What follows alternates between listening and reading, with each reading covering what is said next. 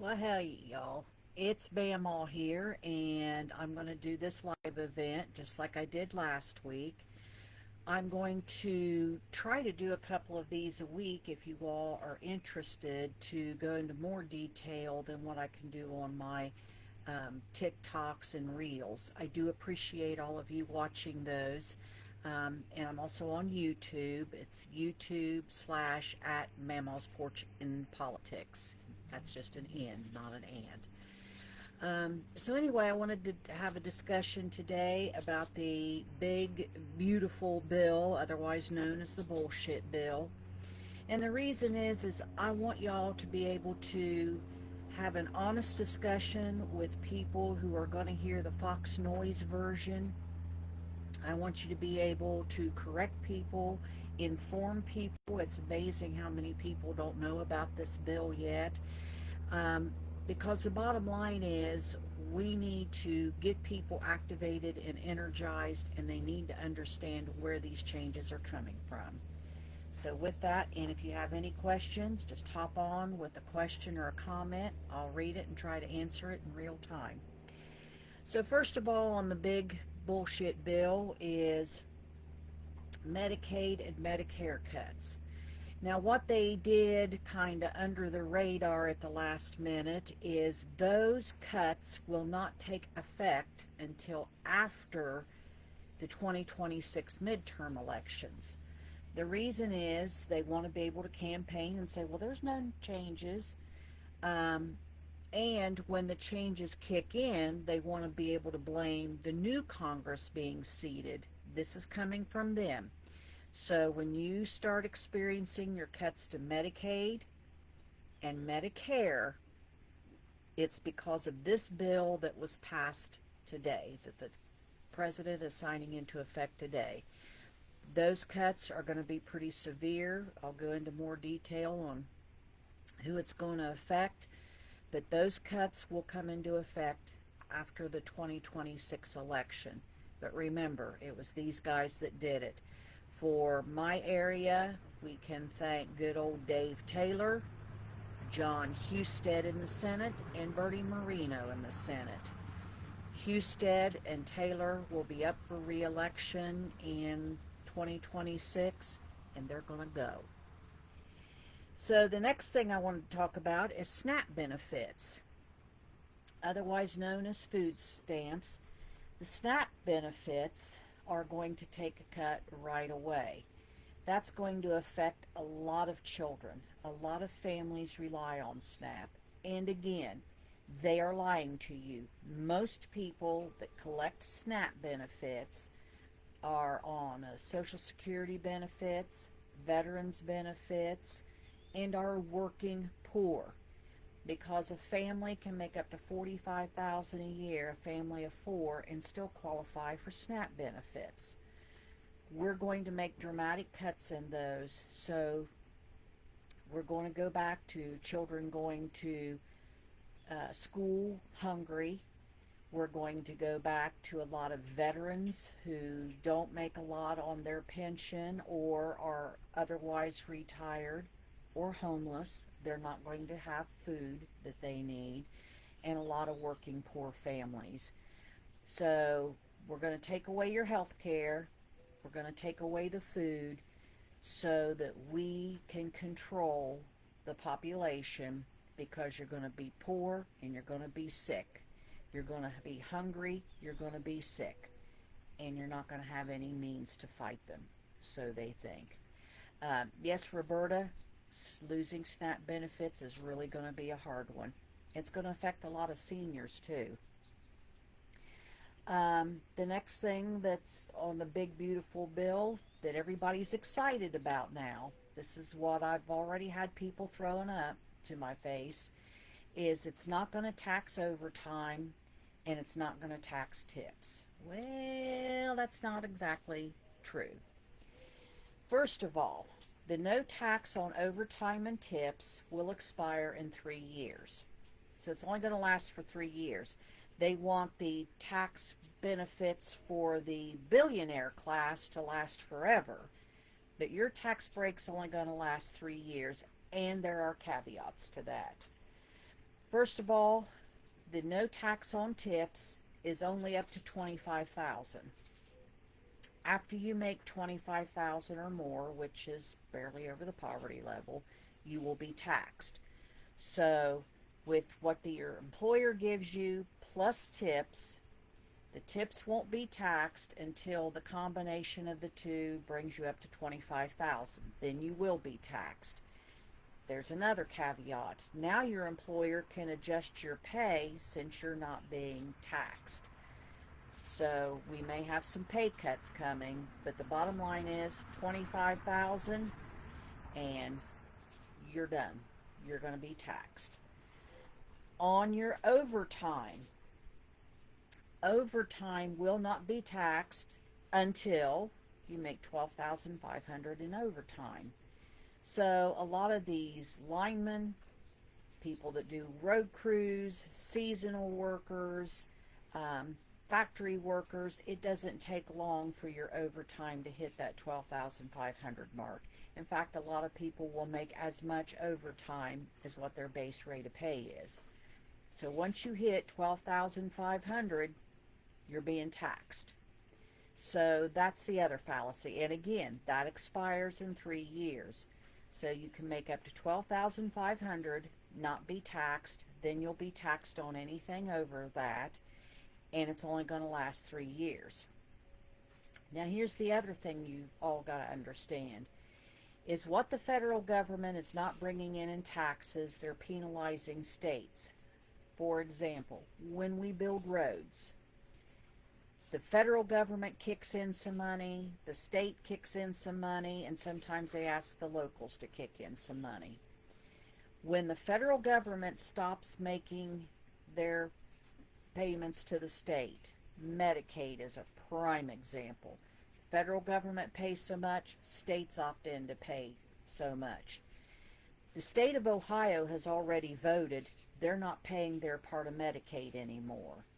Now the federal government's not going to pay that part of Medicaid anymore. So in some states, like Ohio, a ruby red state, you're going to be decimated. So the same goes with this non-taxing of your pay. While the federal government may not tax you for 3 years on tips up to $25,000 or $12,500 in overtime pay for the next 3 years, the state government can raise their taxes on that amount to get more income coming in, and local governments. So your county government can say, hey, we're going to start taxing that because we need more of an income stream.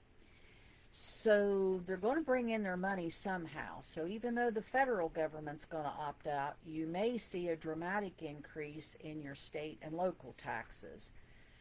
So it's not going to be this free-for-all that you're carrying suitcases.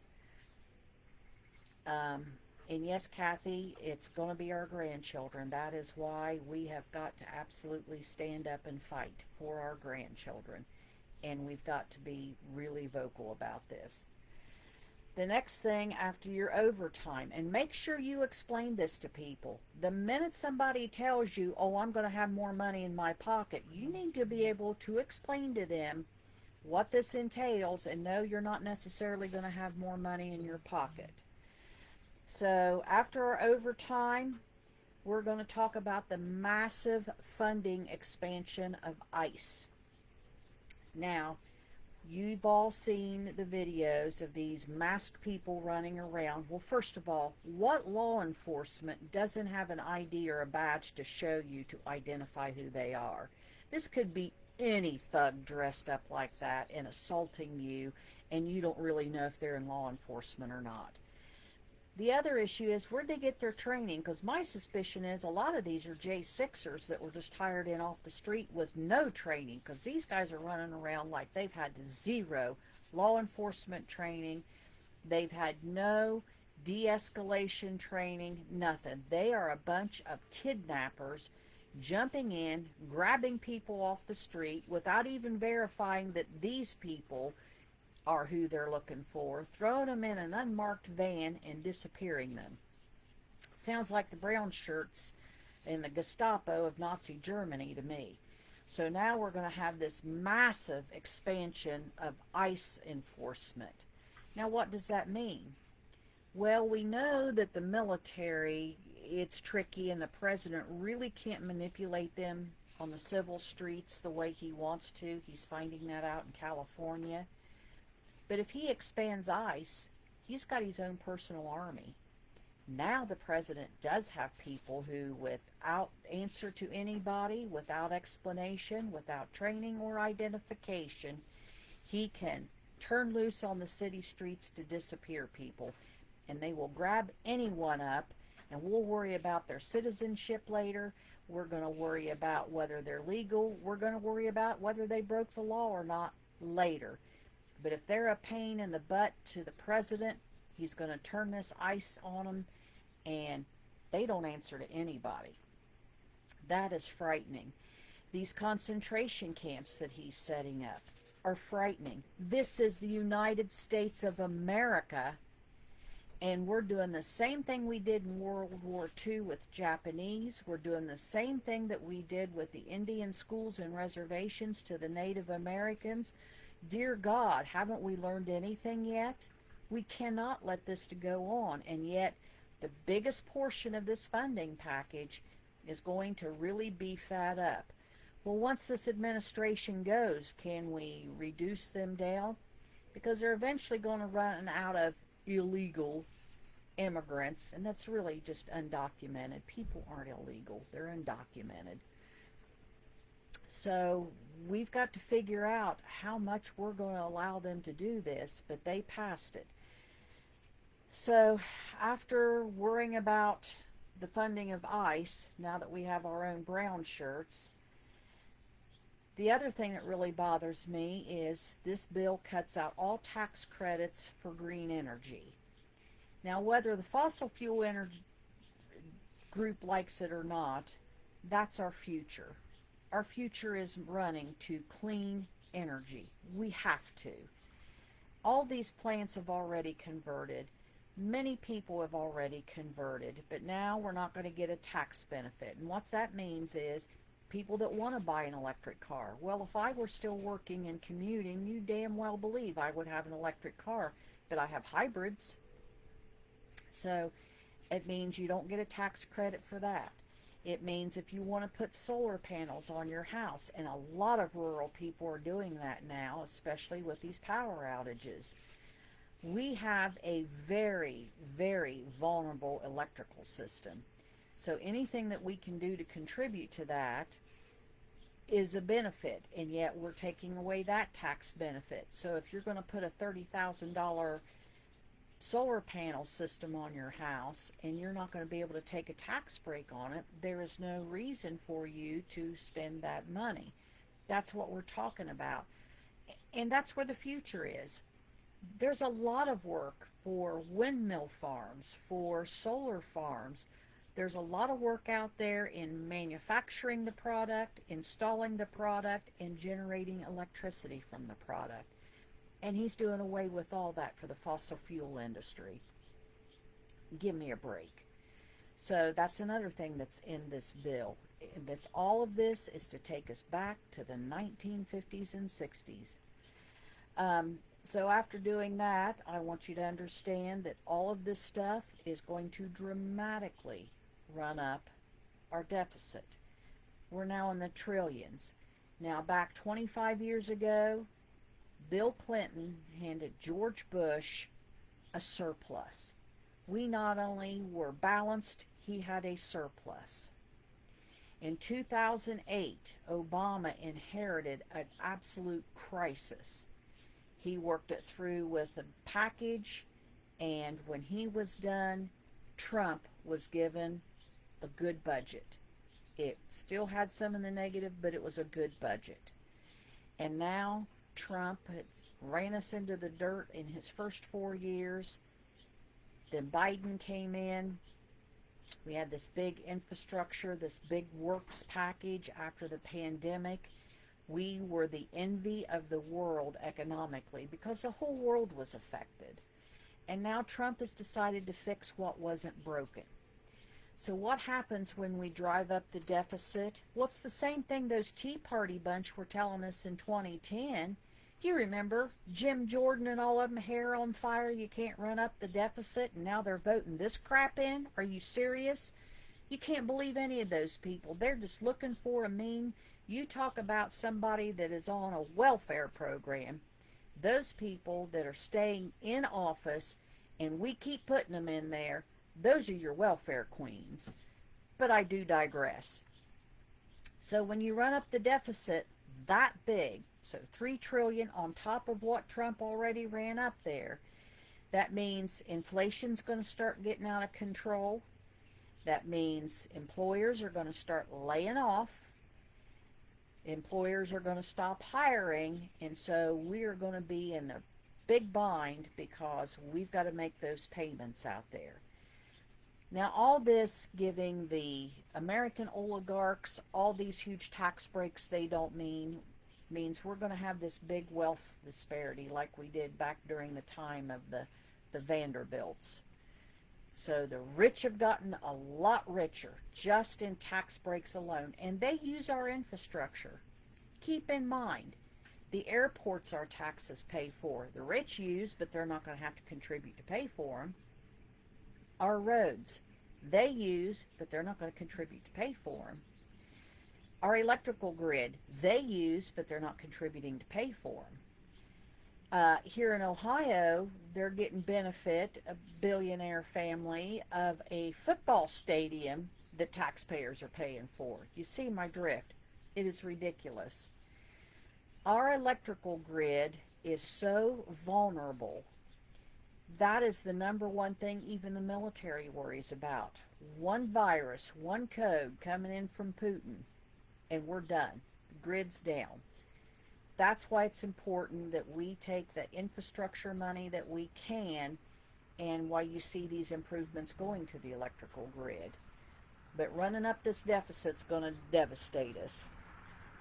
So after that, the big thing that I want to leave you with is, let me see if I got everything.